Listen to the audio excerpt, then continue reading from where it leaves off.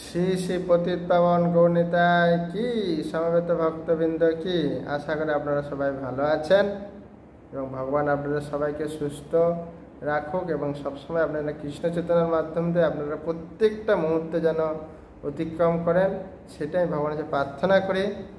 আজকের আমার বিষয় হবে, আমরা প্রত্যেকের মুখে কম বেশি শুনতে পাই কি আমারই মনে হয় শুধু সমস্যা, আর কারো মনে হয় নেই। আজকে আমি আপনাদের সেই দৃষ্টান্তে তুলে দেওয়ার চেষ্টা করব সত্য যুগ থেকে, মানে চারটে যে যুগ আছে, সত্য, ত্রেতা, দাপর, কলি, এই চার যুগেই সবারই সমস্যা আছে। যেহেতু এই জড়জগৎ হচ্ছে সমস্যার জগৎ, সমস্যা থাকবেই, কিন্তু সেই সমস্যাটাকে আপনাকে চিন্তা করে বা সেটা ভেঙে পড়লে হবে না।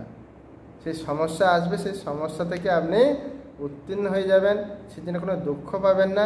তার দৃষ্টান্ত আমি আপনাদের কাছে উপস্থাপন করব যে সত্য যুগ থেকে একদম কলিযুগ অবধি মহান মহান বৈষ্ণব ভগবান অবধি এই সমস্যা পড়েছে, তারা লীলা আমাদের মাধ্যমে দেখাচ্ছেন। সমস্যা থাকবে, কিন্তু সেই সমস্যাটাকে কি বলবো, দুঃখ প্রকাশ বা ভেঙে পড়ার কোনো দরকার নেই। তাই আমি চিন্তা করলাম এই লীলাগুলো যদি আপনাদের সাথে শেয়ার করি, তখন আপনারাও বুঝতে পারবেন, না না আমি ভাবলাম শুধু আমারই সমস্যা, না না সবারই সমস্যা আছে।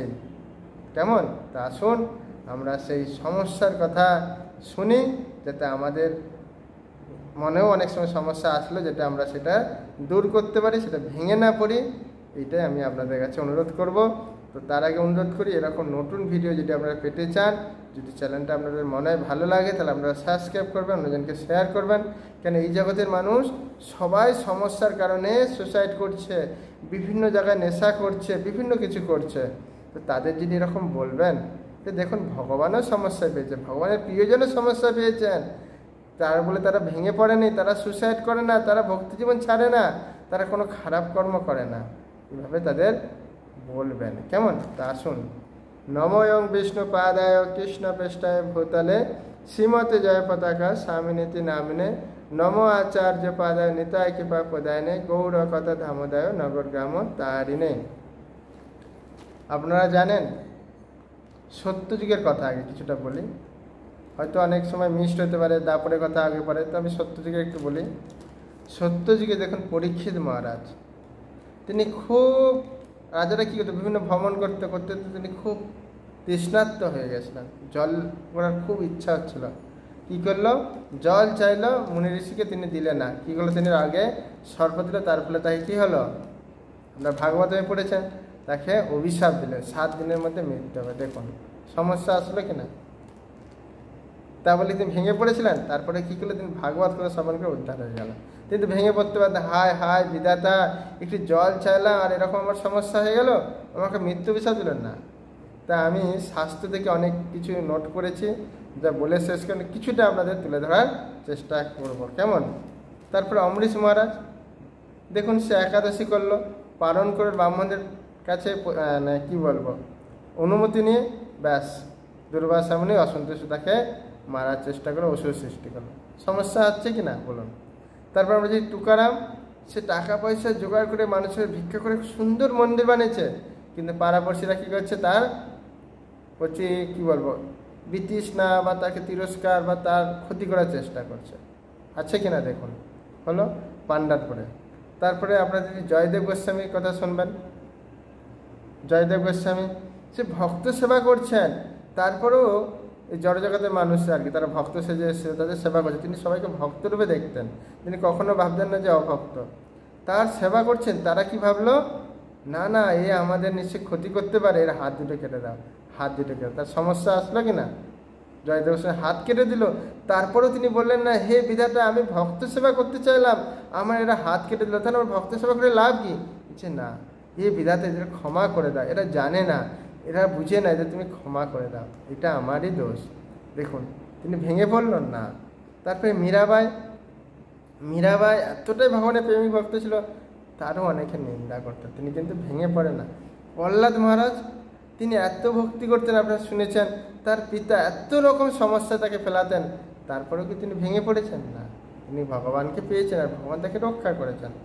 চিত্রকেতু দেখুন, তিনি এতটাই ভগবান মহাদেব বৈরাগী ছিলেন, তাই কোলে তার মাতা পার্বতী নিয়ে আসে। তিনি কিন্তু কি বলবো, একটু মজা করে বলতে, তিনি কিন্তু সিরিয়াস বলে না, যার ফলে পার্বতীকে অভিশাপ দিলেন, তারপরে তাকে অসুর হতে হলো। সমস্যা আছে কি না বলুন। তারপরে হচ্ছে রামদাস বলে একজন ভক্ত ছিল, খুব প্রেমিক ভক্ত। তিনি কি করতেন, যখন মন্দির সুন্দরভাবে বানিয়ে সেবা পুজো করতেন, মুসলিমরা কী করলো, তাকে খুব কষ্ট আঘাত দিতেন। দেখুন সমস্যা কত রকম, দেখুন শুধু আমাদের না, বহুবার তিনি কত কষ্ট করে বৃদ্ধ বয়সে বিভিন্ন এক প্রান্ত থেকে আরেক প্রান্তে যে এই কৃষ্ণ ভাবনাতে ইস্কন প্রতিষ্ঠা করলেন। তার জীবনের সমস্যা আছে না, এসেছে। তারপর আমরা দেখি ভরত মহারাজ, তিনি মামা বাড়ি গেছিলেন, তিনি জানেই না যে রামচন্দ্র রাজা হবে, তাকে তারি দিয়ে তার মানে ভরত মহারাজকে রাজা বানানো হবে, তিনি কিছুই জানে না। তিনি যখন আসলো, সবাই তাকে নিন্দা করছে, ইট বাড়ি ছিঁড়ছে, যে এই দেখো ভাই রাজা দাদাকে বনবাসে পাঠিয়ে নিজে এখন রাজা হওয়ার জন্য আশা করছে। তিনি কিছুই জানেন, তাকে কিন্তু সমস্যা করতে হলো কিনা বলুন। তারপরে আছে জড়ভরত, তিনি জ্বরের মধ্যে থাকতো, কিন্তু তাও তাকে লোক কী করতো, ইট পাটকেল ছুটতো, গালাগালি করতো, বা তাকে দিয়ে অনেক খাটাতো। সে কোনো কিছুর মধ্যে নেই, কিন্তু তাও তাকে লোক কষ্ট দিত। তারপর আমরা দেখি পঞ্চপাণ্ডব, দেখুন অর্জুনদের কাছে কত রকম সমস্যা, তাদের একটা সেই বিষ খাওয়া থেকে আগুনের ঘরে আগুন লাগানো থেকে একটার পর একটা সমস্যা। তারা কি কৃষ্ণকে ভুলে গেছেন না। তারপরে হচ্ছে দেবকী বসুদেব, দেখুন তাদের কি কষ্ট পেতে হলো, তাদের সন্তান আসবে, তার নিজের ভাই হত্যা করছে তাদের চোখের সামনে। সমস্যা আসছে কিনা। আমরা শুধু ভাবি কি না, আমার মনে হয় আর্থিক সমস্যা। দেখুন আর্থিক থেকে, স্বামী দূরে থেকে, বা সন্তান থেকে, বা কি বলবো কোনো কিছু ভক্তি থেকে, সব রকম সমস্যা এখানে আমি বলছি। তার সমস্যা আসবেই, তার জন্য ভেঙে পড়বে না। দেখুন বিদুর, সে ভালো কথা বলতে গেল ধৃতরাষ্ট্রকে, দুর্যোধনরা কি বলে, দেখো একে ঘর থেকে বার করে দাও, এই হচ্ছে আমাদের শত্রু। দেখেন কি করলেন, বার করে দিলেন, তাই না। তারপরে দেখুন রামচন্দ্র ভগবান কি, তার কোনো সমস্যা ভালো করছিল কিনা, তাকে কি করলো, তার মায়ের ইচ্ছা অনুসারে তাকে বনবাসে যেতে হলো। সমস্যা হলো কিনা। তারপরে ধ্রুব মহারাজ, তার তো অধিকার যে আমি সিংহাসনে বসবো, কিন্তু তার বিমাতা কি করলো, তাকে তাড়িয়ে দিল। সমস্যা কিনা বলুন, তার কোনো দোষ ছিল না। তারপরে দেখুন কুন্তী দেবী, বিবাহের পরে তার স্বামী চলে গেলেন, সেই 5 সন্তানকে কিভাবে কষ্ট হলো। দেখুন স্বামীর সমস্যা, রাজ সিংহাসনের সমস্যা, তারপরে তিনি রাজার সমস্যা, কোন দিকে সমস্যা না, তার জল পেয়ে চাইছেন সেদিকেও সমস্যা, সব দিক থেকে সমস্যা আসবে, কিন্তু সেইটা নিয়ে ভেঙে পড়লে হবে না। দ্রৌপদী দেখুন, তিনি পঞ্চপাণ্ডব, তার 5 স্বামীকে কত সুন্দর ভালোভাবে তার সেবা করতেন, তারপরে কিন্তু দুজন তার বস্ত্রহরণ করতে চাইলেন। সমস্যা কিনা বলুন। তারপরে আমরা দেখব বিভীষণ, তিনি সবসময় রামের নাম করতেন, অনেক বলেন না ভগবানের নাম করলে সব, দেখুন রামের নাম করতে, তারপরে তার ভাই বিভীষণ কী করলো, তাকে তাড়িয়ে দিল। তাহলে সমস্যা আছে কিনা বলুন। দেখুন তারপরে আমরা দেখতে পাই সীতামাতা, সীতামাতা কী হলো, তিনি তো অনেক ঐশ্বর্যের মালিক ছিলেন, তিনি তো ঘরে থাকার কথা, কিন্তু লাস্টে কী হলো, তাকেও তার স্বামীর সাথে বনবাসে যেতে হলো। শুধু বনবাসে গেলে একটা কষ্ট, যে যেখানে রাজ ঐশ্বর্যের মধ্যে থাকতো, তারপরে কি হলো, সাধুর বেশ ধরে রাবণ আসলো, তাকে ভিক্ষা দিতে, তাকে কী করলো, অপহরণ করে নিয়ে চলে গেল। সমস্যা আসলে কিনা। তারপরে দেখুন জটায়ু, সেই সীতামাতাকে বাঁচানোর জন্য চেষ্টা করলো, তার ডানা কেটে দিল কে, রাবণ। সমস্যা আসছে কিনা বলুন, কত রকম সমস্যা। তারপরে দেখুন অক্কুর চেয়েছিল কি, যে দেবকী আর বসুদেবকে উদ্ধার করার জন্য তিনি এসেছিলেন, যে কৃষ্ণ বলরামকে নিয়ে যায়, কংসকে মেরে তাদের উদ্ধার করবে। কিন্তু কি করলো, গোপীরা তাকে বলল যে আপনার মধ্যে কুড় ভর্তি, অক্কুর না, আপনার মধ্যে কুড় আছে, কত রকম তাকে নিন্দা সমালোচনা করলো। সমস্যা আছে কিনা বলুন, সমস্যা ছিল। তারপরে আমরা দেখতে পাই যে সুদামা এত ভগবানের প্রেমিক ভক্ত, যে ভগবান ছাড়া অন্য কিছু তিনি চিন্তা করতেন, তারপরেও তার সমস্যা। তারপরে তিনি ভক্তিজন ছেড়েছে না। আমরা বলি না না, আমি এত ভক্তি করে আমার এই অবস্থা, এত খেতে পাচ্ছি না, এত দরিদ্র, আমি ভক্তি জীবনই করবো না। কিন্তু সুদামা দেখুন সমস্যা ছিল কিনা। হ্যাঁ, হরিদাস ঠাকুর সবসময় ভগবানের নাম করে, তাও তাকে ব্যাস বাজারে বেত্যাঘাত করা হলো। সমস্যা আছে, অবশ্যই আছে। রাধারানী দেখুন সবসময় কৃষ্ণ চিন্তা থাকতেন, তাকে কত বছর ধরে কৃষ্ণের বিরহে তাকে কাঁদতে, সমস্যা আছে কি না? আছে, হ্যাঁ।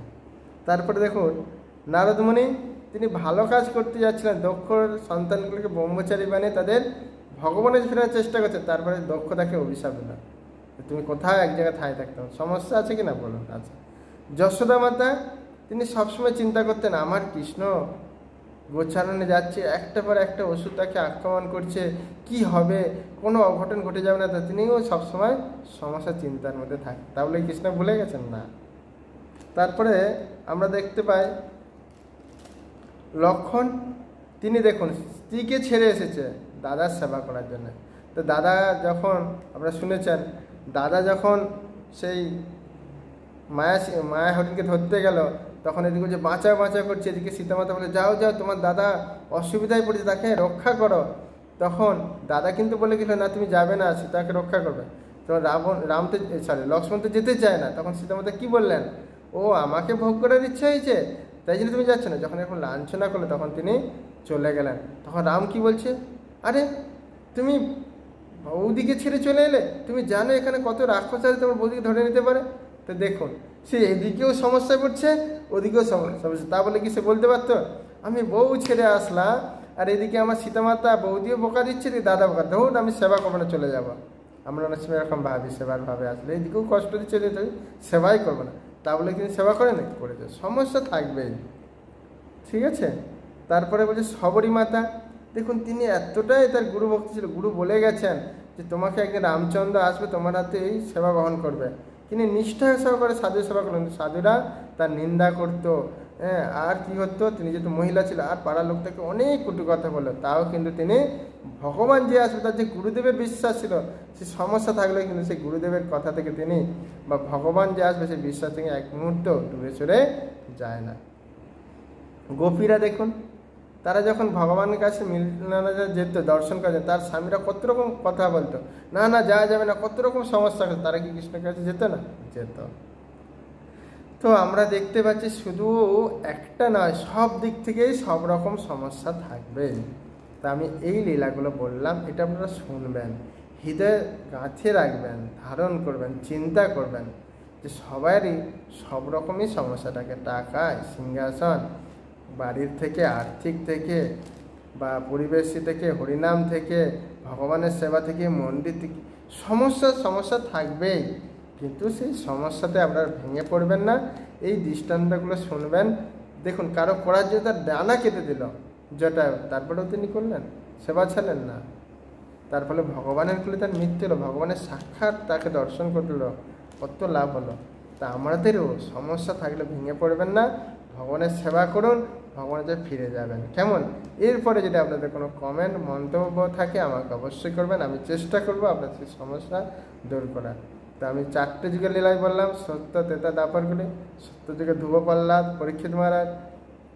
ত্রেতা যুগে রামচন্দ্র বললাম, জটার কথা বললাম, লক্ষ্মণের কথা বললাম, দ্বাপরে দেবকী, বসুদেব, গোপী, অক্ষুরের কথা বললাম, আর কলিযুগে কার কথা বললাম? আমাদের হরিদাস ঠাকুর, ঠিক আছে, প্রভুপাদ। এরা অনেক ভগবানের জন্য করে ভগবানকে প্রাপ্ত হয়েছেন। তাই সমস্যা শুধু আমার নয়, সবারই সমস্যা আছে, তাই আমরা ভেঙে পড়বেন না, কেমন? এই সমস্যা থেকে উত্তীর্ণ হয়ে ভগবানের ফিরে যাবেন। এই লীলাগুলো শুনুন, শ্রবণ করুন, আশা করি আপনাদের জীবন ধন্য হবে। হরে কৃষ্ণ কৃষ্ণ কৃষ্ণ হরে হরে, হরে রাম রাম রাম হরে হরে। সবাই ভালো থাকুন, কথাগুলো ভালো লাগলে কমেন্ট করুন, শেয়ার করুন, অন্যজনকে জানান। হরে কৃষ্ণ।